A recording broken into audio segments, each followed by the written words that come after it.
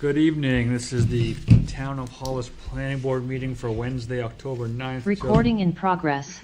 24. We'll call this meeting to order at 7:02 p.m. We'll start off with a roll call from my right to left. Tom Wachowski. Heather Sullivan. Seth Davis. And Greg McPherson. There's no... we have no correspondence or reports tonight. No old business. So we'll jump to new business. We do have a conditional use permit application in front of us. Unfortunately, we don't have a quorum to discuss it since one of the members is involved with the permit application. So that will be tabled until next meeting. Sorry. Yeah. It is what it is.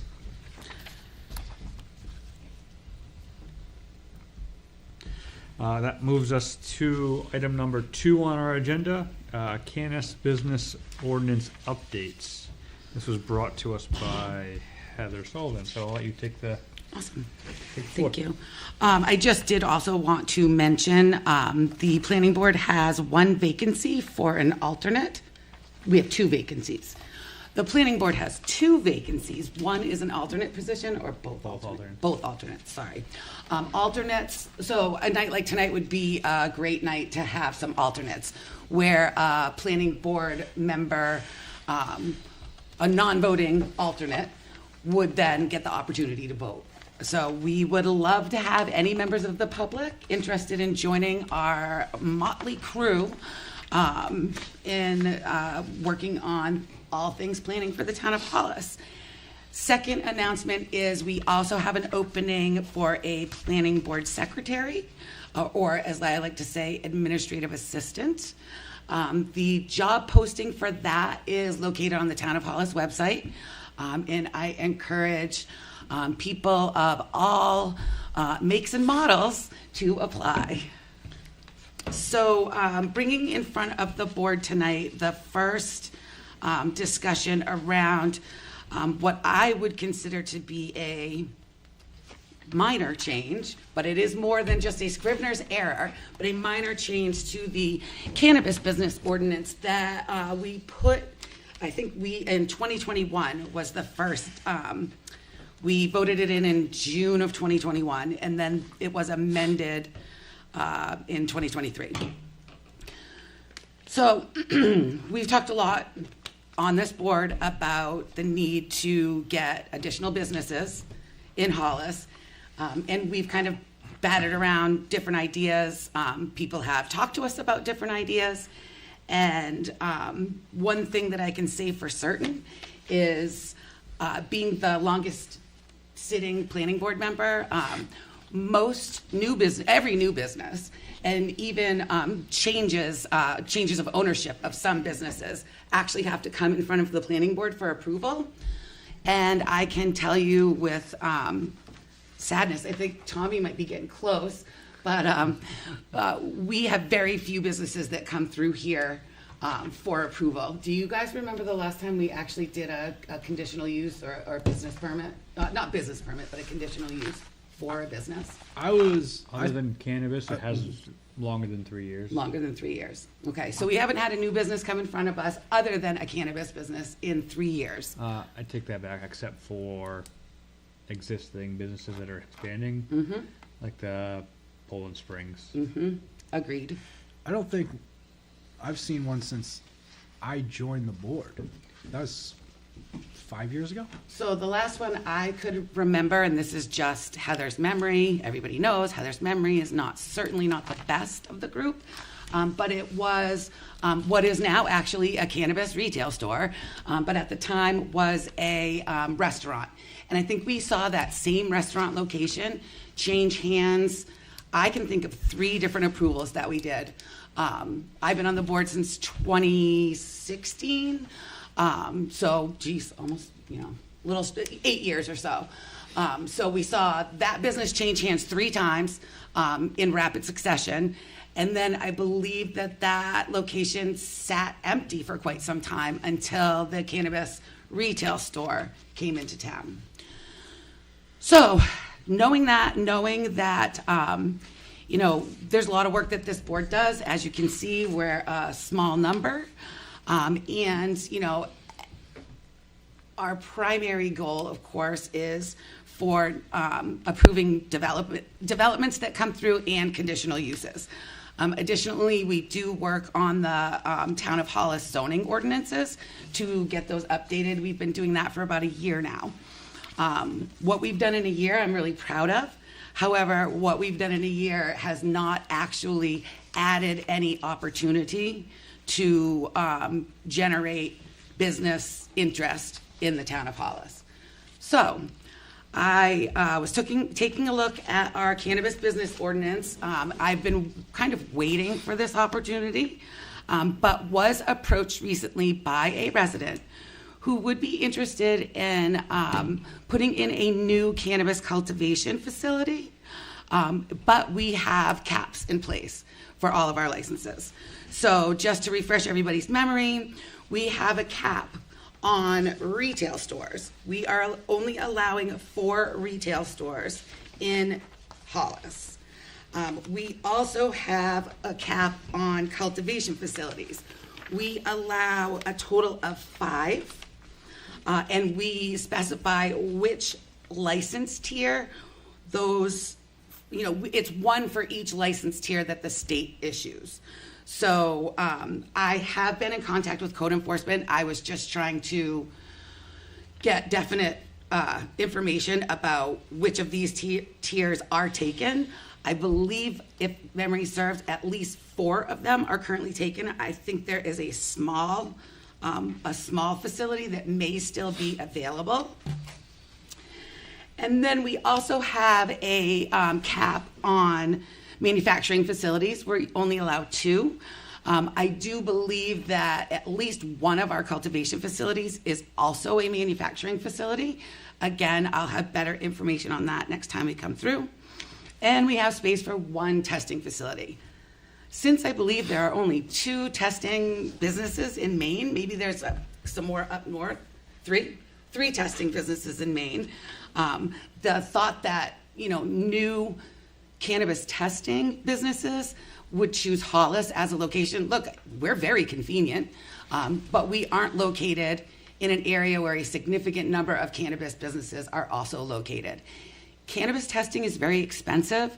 Adding the cost of transporting, whether it's the testing facility or the cultivator or manufacturer that is getting their product tested, you want to minimize the cost as much as possible.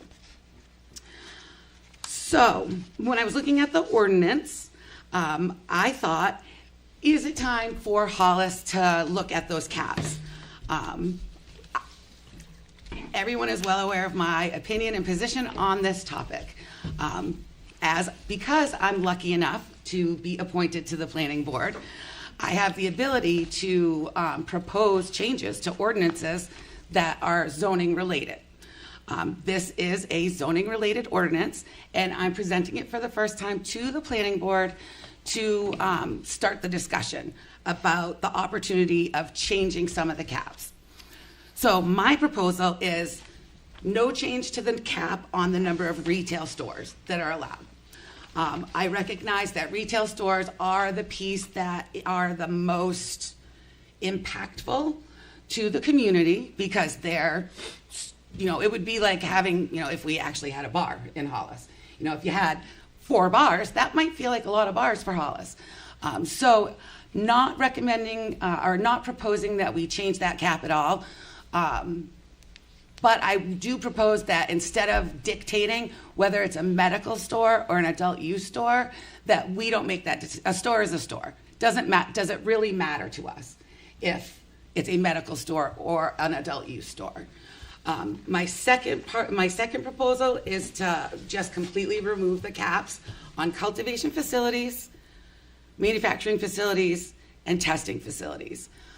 What that would allow is the market to decide how many of these businesses want to operate in Hollis. All of these businesses have to come to planning board for approval. That is part of the process. You have to get conditional use approval for any cannabis business. no matter where you locate in the town of Hollis. So there will continue to be plenty of opportunities for public input, for people to let us know how they feel about it or what they want these businesses to look like.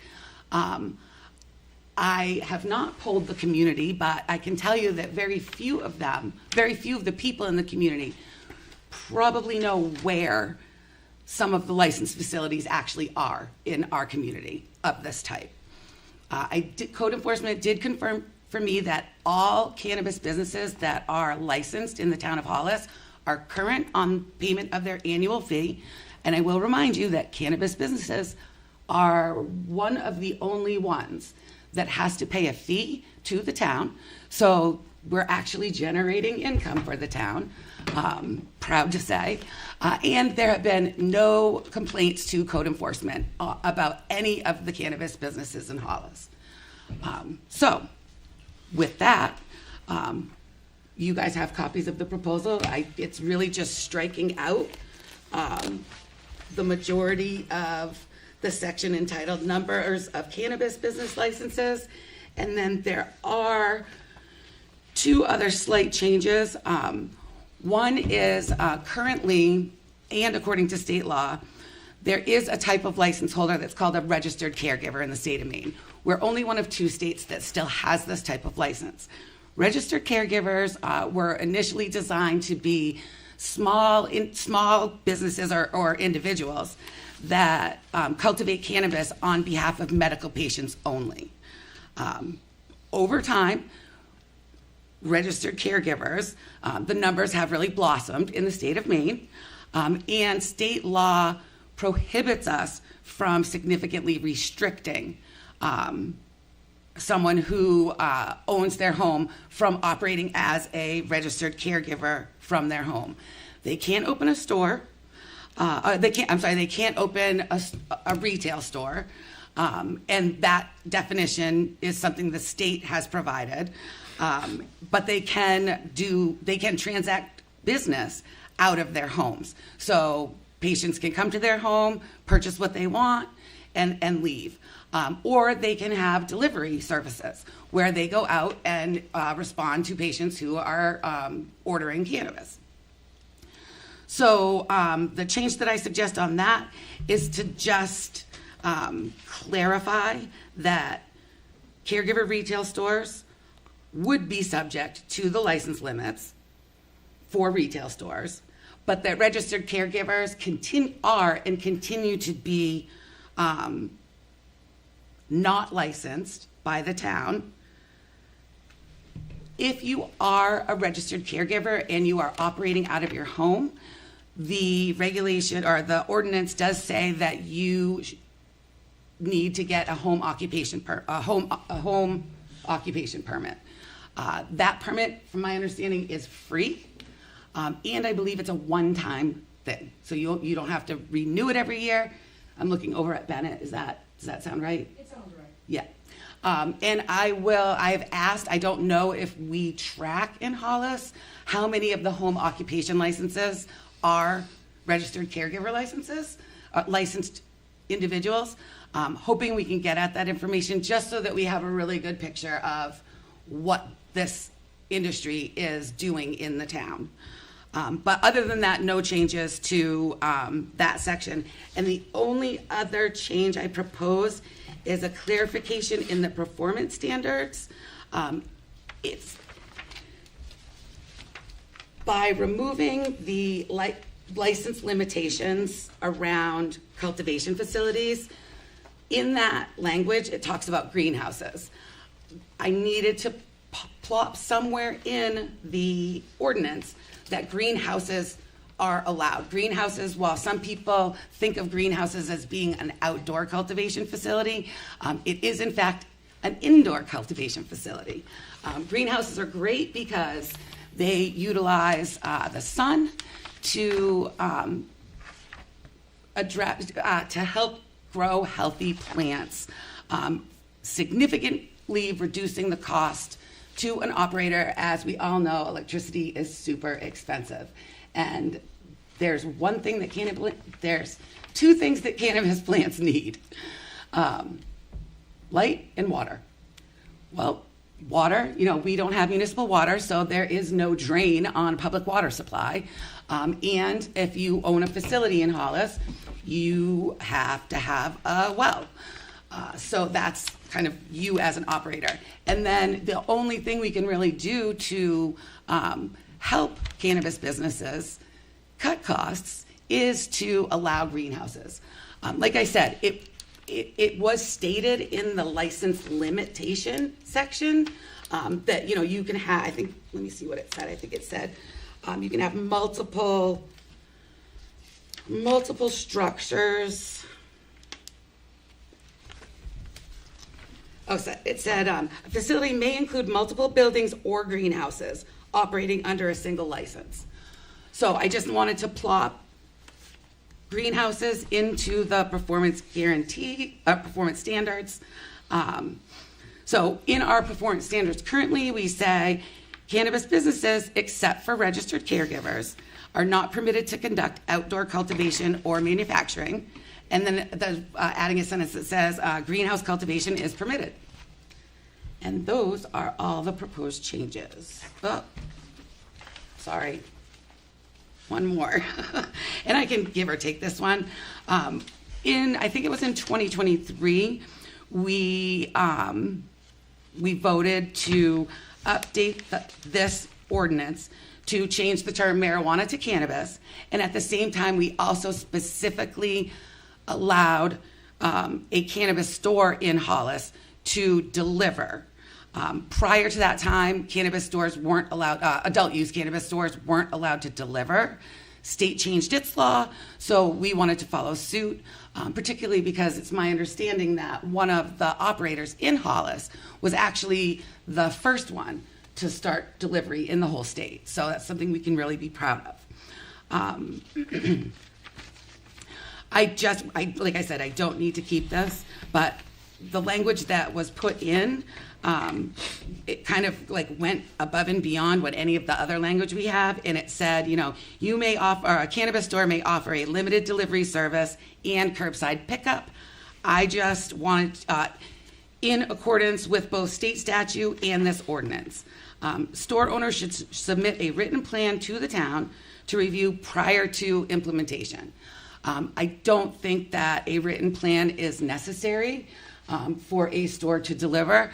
I can certainly tell you that Domino's didn't file a plan with Hollis when they decided to offer delivery here, and I don't see any reason why a cannabis business would be any different. Cannabis delivery, there are very strong state rules around the delivery of cannabis and what type of vehicle it can be in, and all kinds of different things. So it just seems like a little bit of an overshoot, given the fact that the delivery plan, the delivery driver is going to a residence. You can only deliver to residences in Hollis. You can't deliver to a school or to a restaurant or to town hall.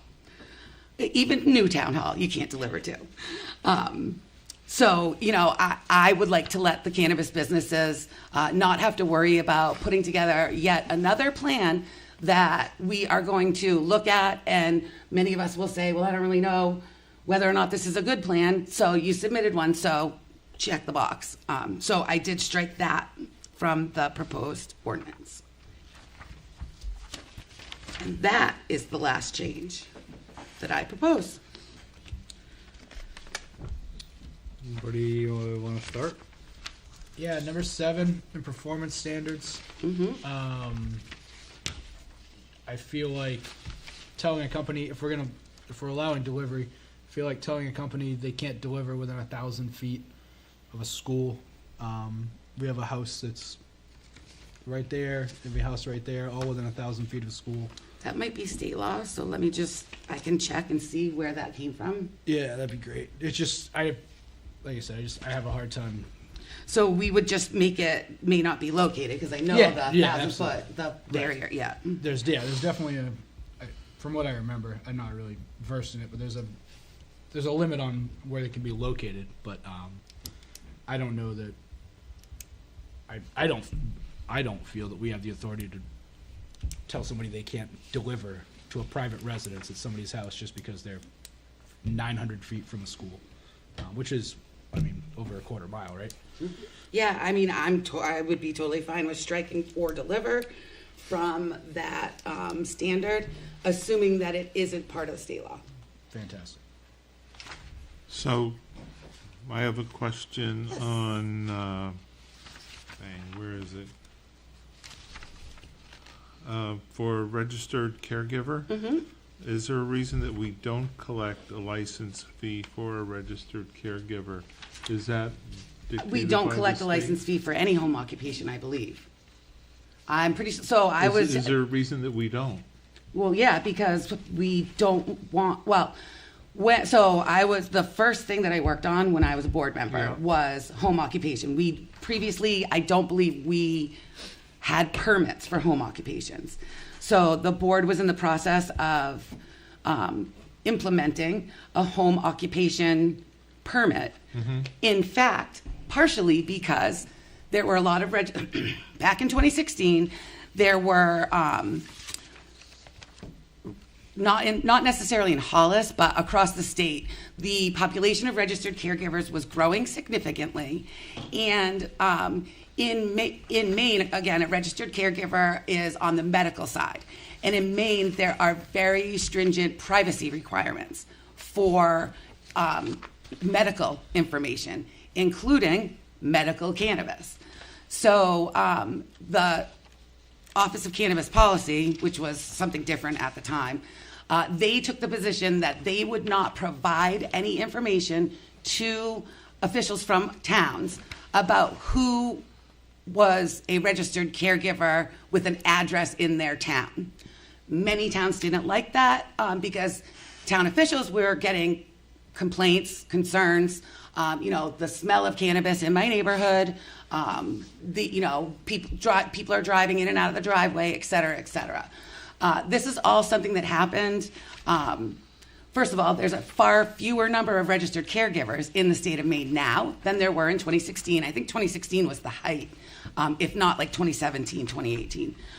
Things have settled down significantly now that we have, that reminds me of something, now that we have a active adult use market, it has shifted the registered caregiver model into something a little bit different. The reason why no home occupations are required to pay a fee for their permit is because the board at that time did not want there to be any barrier, any financial barrier to people, A, registering their businesses, or B, actually starting little mini businesses out of their house. I would also add that Rita Anderson at that time did not want there to be any fee for her small sewing business that she was going to have to register. And so I think that we also, took our residents' considerations into place. Well, aren't we neglecting a potential revenue stream? I'll let you know when I get the numbers on how many home occupations we actually have. However, I would say it's a one-time permit. So Not we're only going to get renewed annually? Nope. It's a one-time permit. Once you have it, you have it. And it was really just designed so that the town knows there's no approval process. You don't get approved for a home occupation. It's more like you submit, you file. Okay. So it's not, you're not getting approved. And, I suppose there's a potential, but I would, I want people to have a hobby and say, maybe I can make a go of this if I do it out of my living room. But there's a difference between a hobby and a business. Well, how would you go from hobby to business if you couldn't do it as a home occupation first?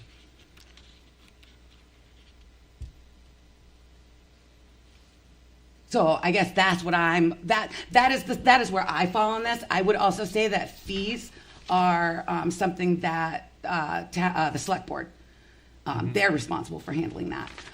Although I suppose that we could have put into the ordinance. We had a lot of discussion about fees, and the board at that time decided we didn't want to charge a fee. Okay. So we didn't put it into the ordinance, knowing that the select board could could choose to do that if they wanted to. Okay, and then you were talking about greenhouses, but I don't see a definition for a greenhouse. There isn't in one, here. but I could certainly put one in. I could certainly, sure. Okay. Happy to do that. One thing that I neglected, and this is going to sound, you're going to laugh at me. One thing that I neglected to mention, and it isn't because I work for a company that is a registered dispensary, but initially, when we first passed these regulations in 2021, registered dispensary licenses were just coming out of the time with the state where a registered dispensary, the state only ever issued 8 of them back when the program first started. The 8 registered dispensaries in the 2016, 2021 timeframe were operated by large multi-state operators. Full disclosure, I work for a large multi-state operator. We're multi-state. That is a dispensary, is a registered dispensary license holder in the state of Maine. We do not have any business, nor do we have any intention of putting any business in Hollis or anywhere within a 15-mile radius of Hollis. So at that time, registered dispensaries had, there was a lot of misconceptions about them. People didn't want out-of-state businesses. And that was one of the things that people told us when we were drafting this ordinance. Since that time, the state has expanded the opportunity for registered dispensaries. And one of the big reasons is because as a registered dispensary versus as a caregiver, a registered dispensary is more likely to have access to a bank account. So there are very few banks in the state of Maine that do business with cannabis. I am not aware of any banks that do business with registered caregivers, unless the registered caregiver isn't actually telling them what their business is. Registered dispensaries are a little bit different. So registered dispensaries are formed as corporations. So there is a little bit more meat to the operation. Registered dispensaries pay higher fees to the state in order to operate. And registered dispensaries they can grow, process, and sell more cannabis than a registered caregiver can. So given that, many caregivers in the state of Maine have shifted from a registered caregiver license to a registered dispensary license to take advantage of things like, being able to get actual commercial insurance, actual bank account, employee benefits. I am not aware of any employee benefit company out there that would write coverage to a caregiver. But I've worked for a number of dispensaries in the state, and everyone I've worked for had employee benefits available to me, medical care and whatnot. So my proposal is to strike the prohibition on registered dispensaries. What some people don't realize is that the face of a registered dispensary is a retail store, a medical cannabis retail store, just like just like Green Roots, which is the medical store over on 202, or just like Hollis Medication Station, which is a registered caregiver store over at the intersection where all the accidents happen, right in that area. You guys know it, the one with the mural.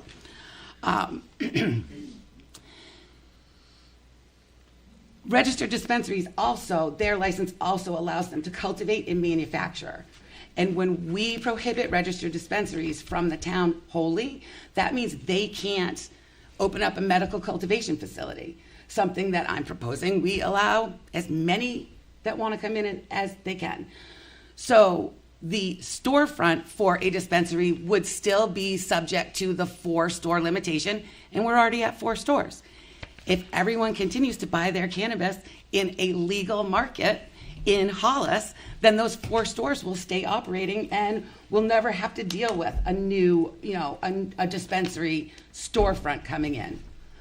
I would like to give the opportunity for registered dispensaries to build and operate a cultivation facility or a manufacturing facility in the town. Same as adult use operators can do, and same as, registered caregivers can do. No, that was just, I wasn't looking at specifically. Registered dispensary was just kind of the scary word that everybody thought was Used out of to be. state. Yeah. No, And it was. It now is. it's kind of It's changed. morphed into just being a registered caregiver, really. A registered caregiver with a lot more paperwork and a lot more Well, that's what I cost. mean. Like, yeah, it's just Now, dispensaries have some pretty significant additional security requirements. Well, I can't say that. I'm going to leave that alone. So what I would like to do, I brought this to this board. Would like to ask members of the board to take a look at the cannabis business ordinance in your copious spare time. And while I will be asking, or I hope that this board will choose to work together to propose something to go on about, as everybody knows, all of our ordinances need to be voted on by the public. But what I'm looking for is if you guys see anything in here that you would like to see changed, let's have a discussion about it as we normally do when we're looking at ordinance changes. Hopefully come to an agreement and then vote on whether or not we want to propose it to go on the next ballot. I will say, and the reason why I did bring it today versus waiting is many of you know that it takes a long time to get things done in a small town. And what I am trying to do here is put us in position to vote on this ordinance. If the select board chooses to put it on a warrant article, I believe there is a warrant that is a special election happening in January. And I intend, if we get to a level of comfort and decide to move it forward, my intention would be to ask them to put this on that special election warrant. Reason being is if a person is considering being a greenhouse operator, you want them to be able to take advantage of the summer growing season. And I know very well, we all do, that it takes a while to get through the planning process. So if we put this in front of the voters in January, they decide to approve it, which I will say in Hollis, every pro-cannabis ordinance that we've ever looked at has been passed overwhelmingly. And I will say the one moratorium on cannabis businesses that was attempted to pass was shot down. So I would hope that the residents of Hollis would approve these changes to the ordinance, and then new applicants can start making their plans so they can get in front of us and get their operations going before next summer season. If you don't sell cannabis to tourists, you're not going to make it through the winter. So these businesses, just like restaurants, just like many other cannabis businesses in this, many other businesses in the state, rely on the summer season to get them through the winter. Is there a reason that we're just limiting it to 4 cannabis stores? I agree. Yes. So at the time when I was working with the select board Yeah. on the development,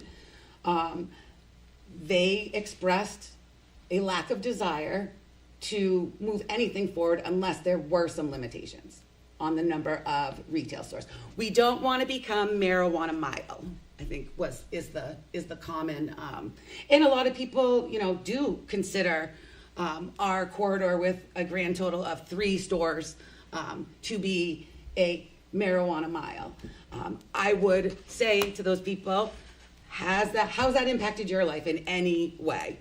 Because as we know, we've had no complaints since the first cannabis business started operating in Hollis to today. Would it be worth it to consider raising the cap to 6? I wasn't going to suggest it because I am trying to balance my personal feelings against the pushback that I've heard in the past. Okay. If the board, as a group, we wanted to do that, I'm certainly not going to say no. I'm certainly not going to say no to it. unless I think it might impact our ability to actually pass. Because that would increase business. Although it's a specific market, it would increase businesses here in Hollis. I mean, the people that go to dispensaries got to get a burger someplace, right? So it would act just like everything else, every other business in Hollis, where the supply and demand would even itself out. So if we had no cap and a bunch of stores open, they're all not going to be able to be Right, supported. but- It would sort itself out. So like every other business that we have, it would sort itself out. Supply and demand would balance out.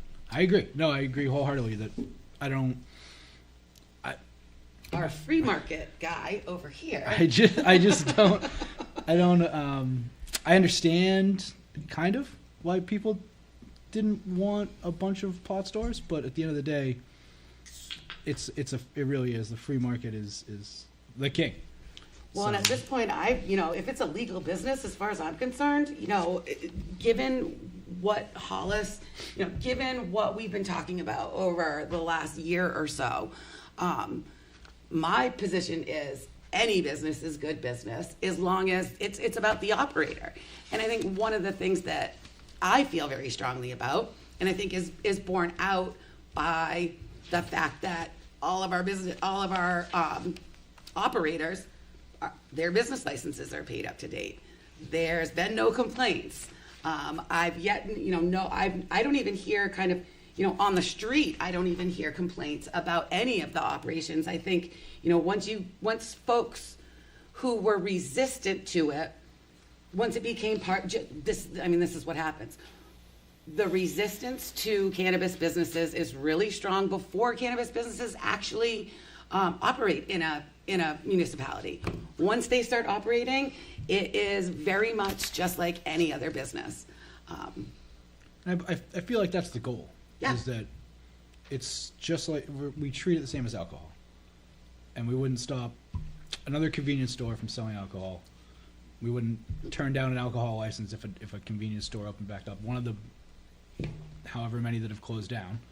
If they open back up and say we're selling alcohol, we wouldn't say, oh no, there's already one down the street doing that, so you can't do that. Why? I feel like it should be treated the same. I really do. I have a few questions. Go ahead. Um, These are going to be the tough ones. Put my glasses on. you guys already covered a few of my. So greenhouse, currently are the cultivations indoor or outdoor? Greenhouses are indoor. They're fully enclosed facilities. The ones we currently have? I don't know that we have any greenhouses right now. Okay. I was going to go back through our planning records. So I'm not familiar with the cultivation process. I don't have a green thumb by any means. Like you said, a lot of water is being used for this. Well, a lot of businesses have. They. So I'm probably going to botch the language, but is it reverse osmosis? So they capture a lot of the water and reuse it. So that leads to my question. What is with the... I don't see anything in this regarding wastewater. I'm assuming a high number of pesticides are typically used. Pesticides are limited. Okay. But you know what? What I can do, Greg, is let me go and look at the state law around, because I too am not a cultivator. I do this work. I don't do the actual growing of the girls. I just like to, not saying we need to, but if we're going to address some issues, I think wastewater could be an unforeseen issue that we're not addressing. Yep. You know, if somebody has a septic system designed for a 3-bedroom and then they're out at a cultivation facility and influx of water. So you would like to know what appropriate standards might be? Correct. Okay. I'm not suggesting any. I don't know enough. I know enough just to ask questions. Yeah, I will. I'm going to look into that and come back. And I think we did a little bit, some of our applicants did some research and work around odor control. So I think this is very similar to that type of research. I honestly don't know like what the typical water usage is for each size. I think it is, that's something that there's going to be some differences, just like a restaurant might use different amounts of water. I'm just looking at a 20,000 square foot facility would use a substantial amount of water, I can only assume. So there'd be a substantial amount of wastewater. Unless you had the recapture system, which also so most cannabis facilities But are. that's not a requirement. Nope. So I think, I'm just looking for some clarification. So I- let me ask you this: are there any other types of businesses that you would consider to be heavy water users? I'm going to look at some other standards. So obviously like farms, greenhouses, but I don't want to really touch the farm Farms thing. have agricultural standards, that's a little bit different. Yep. Oh, car wash. Car wash, they have very strict standards, so Yep. that'd be a good one. I'm not saying I'm going to use the same standards. I just want to see what typical business standards might be for a heavy water, potentially a heavy water use. Yeah. Bottled water facility. Well, they wouldn't have a lot of discharge, though. They do though. Well, they do actually have a great facility where they water their plants with it.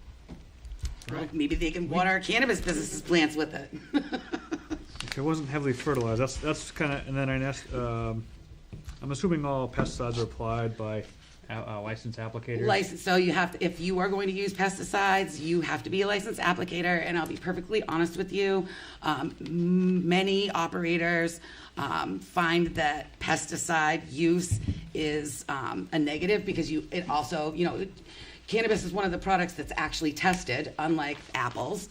And so if, there are certain maximum amounts of pesticides that are allowed in the product. So when you use pesticides, you run the risk of your product testing hot and then having to be destroyed. We don't get the opportunity to resell it resell it in as a misfit, so to speak. We don't have that opportunity. So also in Maine, we can be very environmentally friendly. So I know that one of the large multi-state operators, probably 15 years ago now, was dinged by the state for use of an unauthorized pesticide, and that still comes up in conversations with the regulatory agency and around why multi-state operators are either good or not good for communities. So is testing required for all cultivation facilities? Nope. So they're Only adult use cannabis is required to be tested. It is one of the most so medical caregivers could be dumping as much as they want. So in their wells that are right next to their neighbors' wells. Yep. Or on the ground that is right next to their neighbor's well. Yep. So that's kind of where my whole thought process is going. Obviously, you can tell. I hope they're not, but yes, They're- it very well could be. I'm just seeing nothing to limit that. That's all. Yeah. We have a lot of limitations around what we can do with restrictions on medical caregivers. So, I'm more concerned about the cultivation. medical caregivers cultivate. That's what they do. But they are only allowed to cultivate 500 square feet or 30 plants. Per caregiver, but you can have you can have 2 caregivers in one household. So, maximum of 60 plants.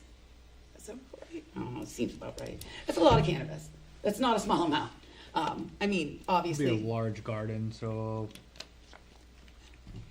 Can you? So reading this definition of registered dispensary, it's about as clear as mud. Yep, I know. That's the state's. Can you? Yep. That's the state's. That's the state's definition, or it was when we wrote this. I can check and see if it's been updated. Can you? I guess I've read this 4 or 5 times, and I couldn't tell you what a registered dispensary is. Registered dispensary is a business. It's not an individual. It is an actual business, so an entity that is has the ability to grow, manufacture, sell, deliver, and wholesale medical cannabis only to other medical cannabis businesses or medical cannabis patients. So it is the biggest license, it is the broadest license you can get in the state of Maine. It allows you to do the most activities under one license. Okay, that's definitely not how I understood it. So yeah, if we could clarify that by any means, if there's a new, better definition. What isn't registered caregiver can do most of those things except for manufacture. They can if they get the But I'm saying if they yeah, but they can't have a store, which a registered dispensary. I mean, the whole Right, thing right, is that no, you would for have a sure. store. I mean, that's why many people do. but it doesn't say you can have a store on the registry. And So it says that they can sell. right, so can a registered. So caregiver. yep. I'm- yes. I'm not. I'll just check. I'll check the state law, and I will. I'll do something that clarifies. Operate a storefront. I've read a lot of these, and if I I have feel a like if hard you just time, throw- it's I feel like if you just throw medical in there, it clears the whole thing up. Sure. I really like. Yeah. because it says registered dispensary or dispensary. So is there unregistered I don't know dispensaries? about that. No. I think that is state definition, and they like Hollis, state regulations are written by a large number of people over periods of time, and a lot of people use dispensary without putting the registered in front of it. Okay. But it is, I will say, very well known in Maine that a dispensary, I mean, I guess I know this. People who buy cannabis are very aware that there are some stores that you can't buy from unless you have a medical card. And there are some stores that you can buy from if you are 21 or older. Dispensaries also or patients can buy more cannabis at one time than an adult use consumer can. So a patient can purchase, a patient can have 8 pounds of cannabis on them, I believe is the max. Okay, it's making more sense as I read it with knowing what it is, but Yeah, so I'm guessing that the state definition has changed. And even if it hasn't, that doesn't mean that we can't develop a definition that clarifies for us what a registered dispensary. But I do agree with you on just saying medical. I think that is the gap here. Because most people don't know that, Medical and adult use are two. well, it doesn't even reference the full statute. After we had this discussion, I will say that there are some things that are like Scrivener's errors, that I actually, last night, I went through the whole ordinance, made proposed changes to all those tiny things, and then realized that I would never, that you guys would look at it and be like, oh, I don't even want to deal with this. But they're all things like making sure that the state statute is properly referenced, that the way the state statute is referenced is consistent across. If we call something a registered medical dispensary, then it is called that throughout the ordinance. There's just a few things that could use some tweaking. And I will come back to the group with that. I just wanted to get this kind of out there, and I wanted the focus to stay on the meat of what I'm recommending that we change, update. so I have caught a couple of those. I'll just kind of run through them real quick. Yeah, please. Operating as a home occupation, number 5. Just from the registered caregivers operating from their home prior to the adoption of this ordinance. Can we just add a date in there? Sure. That way it's not it's very ambiguous. Yeah, it's June something, 2021. I stripped out Yeah. the date reference when I turned this from a PDF to a Word doc.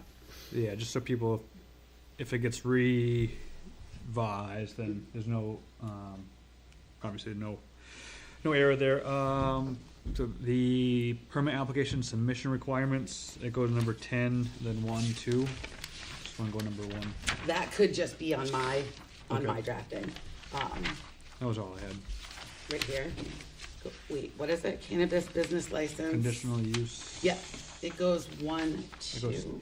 At the very bottom of the page, it goes 10, Oh, 1, 2. yeah, yeah, and then that follows through onto the next page, actually. I just spotted it. Okay.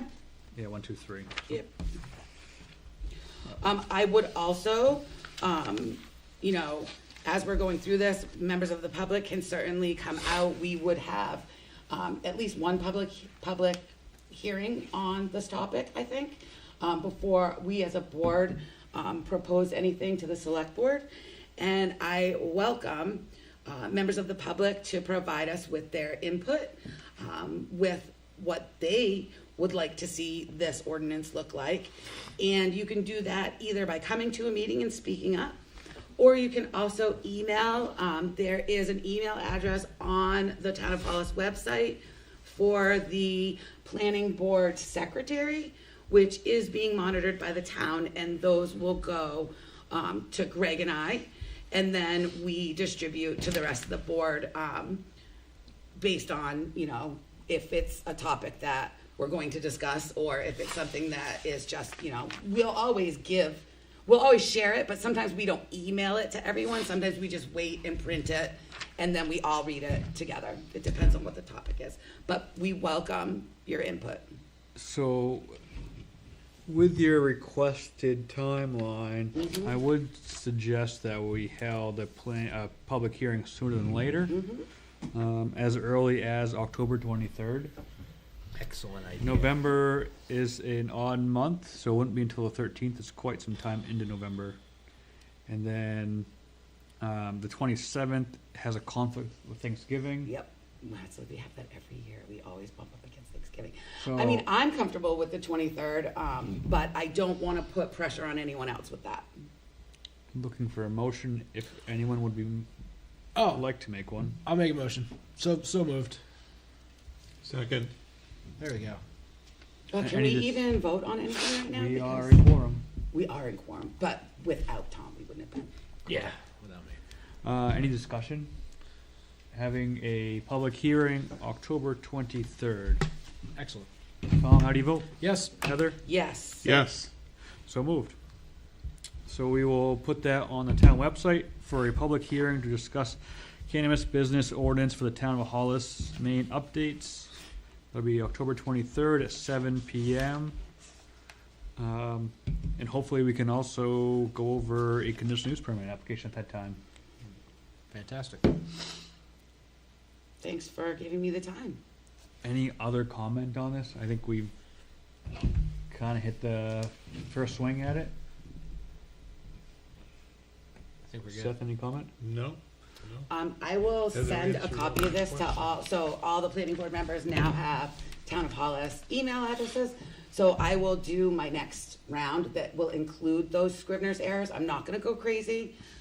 I have to pull myself back, but, The town doesn't have a colored paper, a printer, do they? I don't know, is there, there's no color printer, right? If you need color, I can do color, but Gregory would like it. I would love red line with red. I can barely see as it is. I usually do just black, and so when you make corrections, sometimes it'll be blue highlight, but if I get an actual Word document, I can change the color so you can see it. Yes. Just so we can see changes quickly and easily, because it can be hard to, It just grayed it out. yeah. Yeah. I will, so I will circulate for anyone who wants to provide comments in a red line. Please do it in red lines, track changes in Word. If you don't know how to use track changes and you want to, hit me Heather up, is gonna hit- put hit on up a my email. seminar. Yeah, happy to. I use track changes. I don't even function without using track changes. Everything I write, I use track changes. So it's just, it's natural to me. So reading this, I see the changes like with almost no problem. But I do this 14 hours a day, so. So yes, so I will circulate to the rest of the board, and then we'll come back at our next meeting, hear from the public, and, you know, hear what fellow board members are interested in updating, changing, adding. We'll have a little more of a discussion around the caps, I think, and hopefully get this wrestled into shape. Perfect. With that, we'll move on to our next item for the night, public comment. Anybody in the audience or Zoom like to speak? Bennett checking Zoom. Hearing none. Wait, You guys have to go we're up to still the, you have to go up to deciding. the lectern. Oh, just get up. Look, it's Come on, the you can easiest do it. possible. You can do it. I just had, you wanted to do a public hearing to make changes for the January warrant. I suggest you contact the town clerk to make sure that when she will need an updated warrant. 'Cause I then- just wrote that down. Because Yep. then the select board will also need to have a public hearing and present the ordinance in its entirety. So just want to keep that in mind as well. And really, this kind of came up very quickly. I wasn't aware of the special election until I was on the town's website recently. And then I said, because I was actually going to ask if we could do a special. So I'm trying to get it into the special that's already planned in order to, like I said, give people time to get in front of the planning board. Right. And get their approvals. Absolutely. Yeah, I'm not sure exactly what the drop dead date is for Martha to order her ballots, and if we have enough time to have all of those hearings and meetings in between. So it was, I know for November, it was beginning of September that we had to have everything in. Right. So if that's in January, so we're gonna be cutting it close. Yeah. Yep. So that's why. And that's assuming that the select board actually agrees to put it on the warrant. I have not approached the select board on this yet. Wanted to kind of get a pulse check from the planning board first. Understood. I also looked up the home occupation process for the code enforcement office, and they do take a fee of $75, a one-time fee. So there is a fee involved. Okay. Wow. So And the code enforcement officer actually looks, it's a pretty detailed application process that they have to go through. And in case there's any building permits, they have to make sure that, they're all within the main DEP rules and everything else. So I would check out that application, but they have to sign off on it. that is. They have to approve it. I've never. So I'm pretty sure I thought they'd come out and visit you. I think they do, Yeah. For a home occ? yes. Oh, they didn't, oh, you're right. They did. And maybe there was no need if there was an existing OC there. Sometimes they don't need to. But I guess it probably depends on the type of business. Well, that doesn't seem, but there's no, unless there are some ordinances around when an inspection should happen and when an inspection doesn't need to happen, I would hope that every home occ is treated the same. And certain businesses aren't being inspected and others aren't. Well, wouldn't you, some have higher risk than others, depending on the occupation? I think it should be but then shouldn't we have something in the ordinance around performance standards? It could be in the building code. Could be, yep, okay.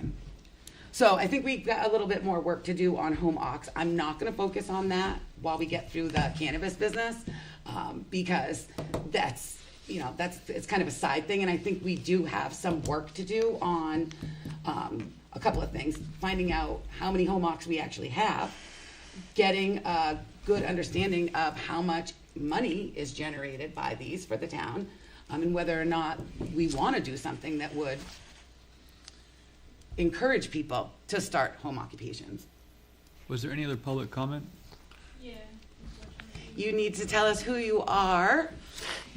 I'm Katrina Christie. It's public comment and a question whether it needs to be on for the next meeting. So we are home occupants. We are trying to move into an accessory on our property, shipping containers on our property. And the question has been put before us as to whether we need to bring it to you all because we have 4 shipping containers side by side that we're essentially treating as one building. And we were told by the code enforcement officer that he is considering that commercial because it's 4 containers.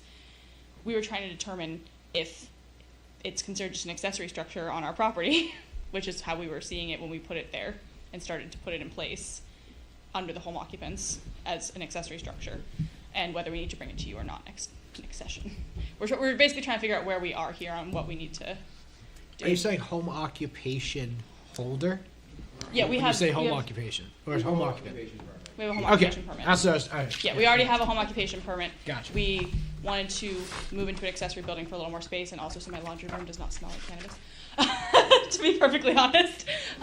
So we were doing that by trying to go into shipping containers. We didn't have to have a permanent structure because our intent is in 5 years we would move to an actual facility. So we didn't want something permanent on our property.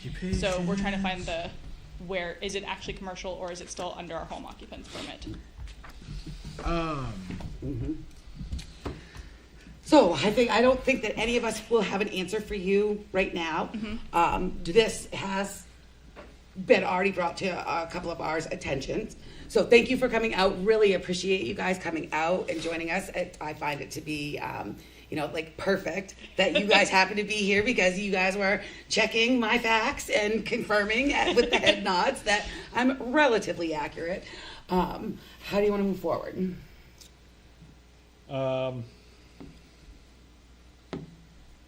I think we should get a legal opinion, honestly. Do they have the most up to date this time? So definitely. Do they? The Yeah. sticking fact was an S or not in accessory structures. Yeah, it Well, says after the accessory S. structure.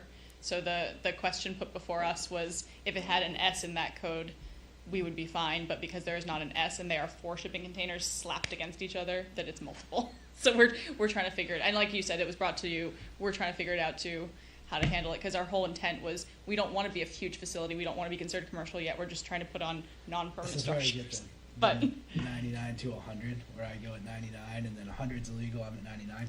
Can you not just weld one to the other? that was we were actually talking about that. Like, I'm not- do we just make a front listen door to that anything I covers them say. all?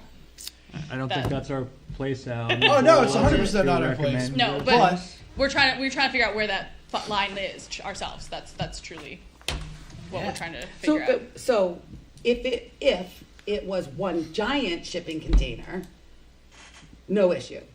It is the fact that it's 4 separate. I will put it to you this way. If you had, I'll read you the home occupation definition. Thank you. I was already looking at that. An occupation or myself. profession which is carried on a dwelling unit or in a structure accessory to it by a member of the family residing in the dwelling unit, clearly incidental and secondary to the use of the dwelling unit for residential purposes. It must conform to residential requirements of the zoning use table and performance standards of this ordinance.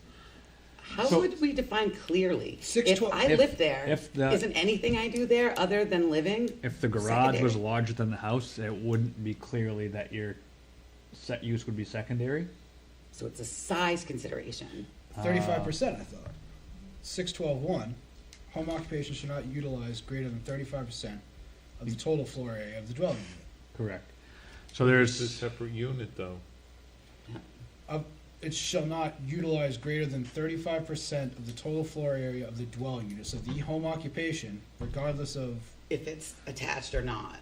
right, so the So it home depends on your- occupation. Depends on the square footprint footage. size of your house versus a structure. Because if they had 4 garages, it would Those cl- are permanent. it would, or 4 anything, Mhm. it would clearly not, it would be not a structure, Mm-hmm. which I think is the intent. But what if they had 4 tiny Still, garages? it would still be 4. But if the 4 tinies were under 35% of the square footage of the residential That is, side, that is not how the definition is written. To a T. It's not, I'm always I always lean back to follow it to a T. That way we're always safe. If you want to change it, we can make changes. But, I just wish we could make changes to things before they come in front of us instead of after. What, but are you guys aware of your footprint size and how big your storage units are? You do. You know. Yeah. They're 840 by 10 by 40 shipping containers, so, or 8 by 40 shipping containers. Is there, do you know the footprint size of your primary dwelling? And percentage of if that's less? 1800 something, 1900 something. 400, how many do you have? 4. Is your house 1,800 square feet or the footprint is 1,800 square feet? What's the difference? Square footage of a house can, Be both Are we floors. gonna include the basement that I'm currently using as a space? No, Or they, would it not include that space? they want the total floor area. what's the definition say, Tommy? So the home occupation shall not utilize greater than 35% of the total floor area of the dwelling unit. Then yes. So that would include our basement, So I say, because we live in that space too. So, So 3,200, I believe, would be just the dwelling square foot-ish. So- Maybe, it might be higher than that. we'll leave square footage to Dwayne as the code enforcement officer. Okay. But it is my understanding, as I read the definition, that it needs to be a structure. However, that seems fit to you. That is my understanding of the And definition. we have a definition of structure, right? Accessory structure, yes. There's an oh, accessory. you're saying, I see what you're saying, Greg, I'm sorry. I missed that first part, because I was reading definitions. That's what you guys are saying about the S and the, Yeah, it says Black. structure instead of I structures. understand. Or other structure, not structures, accessory to it. I understand. Sorry, I missed that part. Structure. it would have to be- Anything constructed or erected except a wall or a fence, which requires location on the ground or attachment to something on the ground. Okay. Structure. Wait, what So- is it?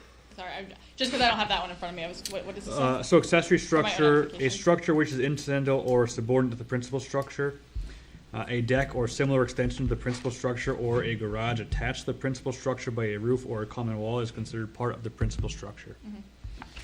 And then structure is defined as anything constructed or erected except a boundary wall or fence, the use of which requires location on the ground or attachment to something on the ground. What if it's not attached? This would It's be- located though. These I would, was like, these would be accessory It's not structures. floating. no, that's fine. That was literally for clarification, not, I wasn't trying to push No, back. absolutely. Well, isn't accessory So isn't structure a structure? I but will then put an accessory- emphasis on a structure. Do with that as you wish. And then So if we were to only Yeah. move into one of the three, Yep. one of the four, that would be fine, even if the other three are sitting there. I'm literally clarification. I'm genuinely not trying to skirt anything. I'm trying that to would just understand. essentially be a Dwayne call. Okay. I can't speak for Dwayne. Is he Dwayne on? on? Do I sound? Bummer. Or if we made it one structure somehow. Or if it was If a you're in a structure. structure. A structure. But then that would be more permanent because it'd be harder to tear apart. I don't care if it's a structure. I can still rip those shipping containers. A structure. Again, this is all, and then go back to Dwayne for sizing and, He's the professional.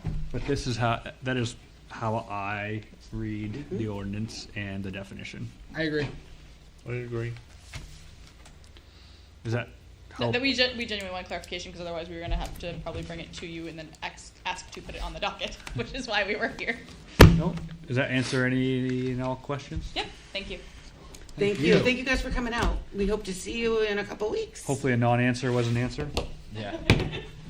Anything else? Public comment? Plan for next meeting. Public hearing, and we don't have any, and hopefully a new business coming into Hollis. Yeah. So, yes, next meeting, That's not cannabis. 10:23? 10:23. We will once again try to have conditional use permit for Tom Laskowski for a mini self-storage at 660 Cape Road. We will need to have 5 planning board members here for that, as Tommy will have to excuse himself as his own permit application. And we will schedule a public hearing either prior or post that new business. We can discuss that later on. Looking for a motion to adjourn. Make a So- motion to adjourn? All in Second. favor? Aye. So moved. Thank you.